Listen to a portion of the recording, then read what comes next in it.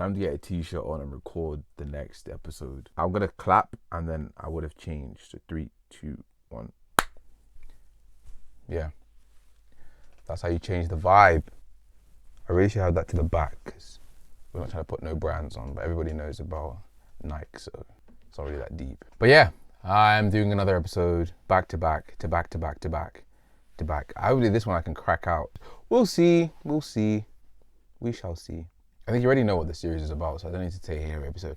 Welcome back to Analog Digital, the series where No. You already know what it's about. If you want to know what it's about, go watch episodes 1, 2, and 3. In those 3, I tell you what it is. Although, low-key, don't watch episode 1 because I don't like the intro. With that being said, I think we're ready. Take some water. Up, down, down, down, up, down, down, down. Remember the thrill of finding that perfect piece in the random shop you decided to give a chance to? Now it's the 1 a.m. Vinted or Depop scrolls and hope of finding something that nobody has, or that new indie brand. The way we discover and buy clothes has changed dramatically over the last 2 decades. From curated in-store moments, I need to cough, from curated in-store moments to algorithm-based feeds, it's all been changing. It feels like nothing was the same. With that being said, welcome back to another episode of Analog vs Digital. I feel like I need to say it. With that being said, welcome back to another episode of Analog vs Digital, the series where I talk the trends, tech, culture, and how we create. Today's episode is about brand discovery and shopping. I already said that I don't think I have to do the intro now on every episode. Brand discovery used to come from lived experience. Flicking through fashion magazines, browsing boutiques, word of mouth, or spotting something cool on someone in real life. Department stores, concept stores like DSM, Dover Street Market for those who aren't familiar, or Colette, and physical lookbooks and catalogs were the hub for trend spotting. Magazine editorials and music videos were also key. A simple credit could lead to the discovery of a whole new brand. Discovery often took effort and time, but that was where the joy was. It created personal connection and memory. The physical act of shopping as well involved engaging the senses. The texture of the garment, the weight, how it fit. Trying something on was ritualistic and a natural part of the experience. It helped you fully imagine that garment in your wardrobe and in your life. Combined with also going with friends, it was prime socialization, collective decision making, encouraging risk and enabling bad decisions, and real-time style advice. Window shopping and thrifting weren't just about buying. They were about curating your wardrobe. They're about curating your wardrobe and dreaming.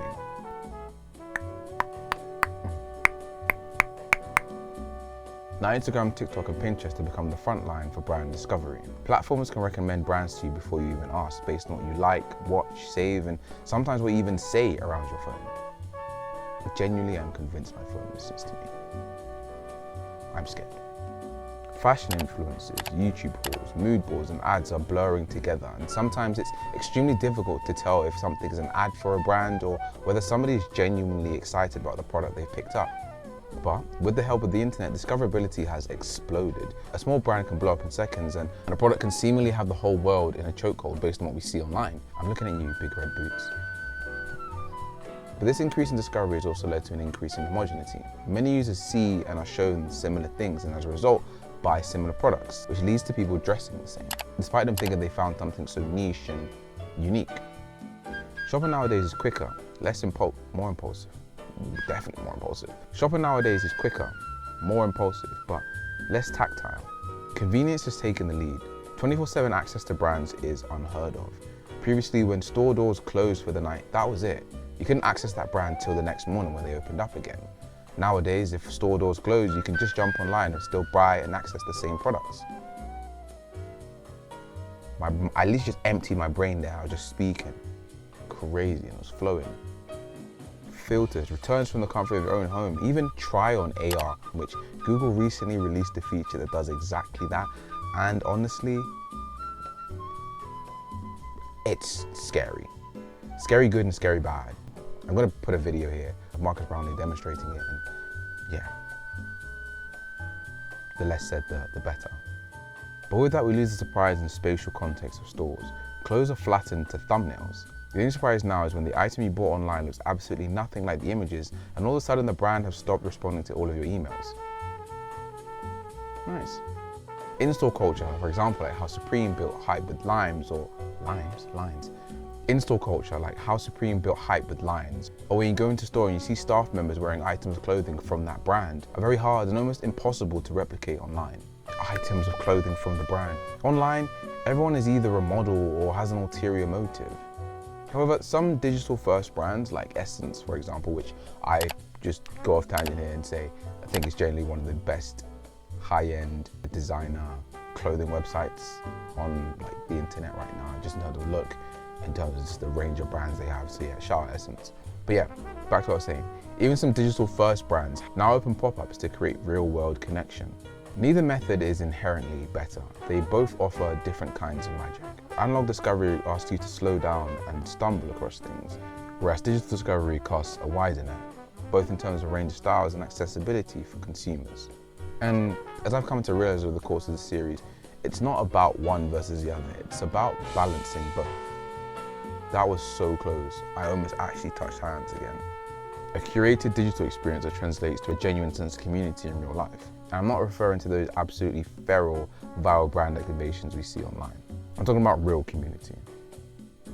So, next time you hit add to cart or pick up something in store, ask yourself, how did I get here? Yeah, I'm trying to have you have a midlife crisis when you're buying clothes. I just tell you, how did I get here in terms of picking up this item of clothing? Like, what led me to this brand? Those deeper questions. I'm not your therapist. I cannot be involved with that. With that, closing out another episode of Analog vs Digital. Once again, thank you so much for watching. Please like, comment, share, and subscribe. Follow me on Instagram, please. I'm trying to get the ratio up. No, yeah, follow me on Instagram. I might start doing like BTS stuff over there. I'll catch you on the next episode of Analog vs Digital. I don't know when this one's going. I know when it's going up. I don't know if it's going up before the last one. I don't know. Basically, I recorded 2 back to back. I don't know when it's going up. But yeah, that being said, thank you so much for watching. I'll catch you in the next one. Peace. Now time for the cut-ins. The way we discover and buy clothes has trained. I'm trying to get you to have a midlife. And they both serve, and they both, to quote Drake, it feels like nothing was the same. I don't know if I'm gonna keep that. Welcome back to Analog Digital. Shopping, clothes, like that whole sphere. Now, no. Very hard. How did I get here?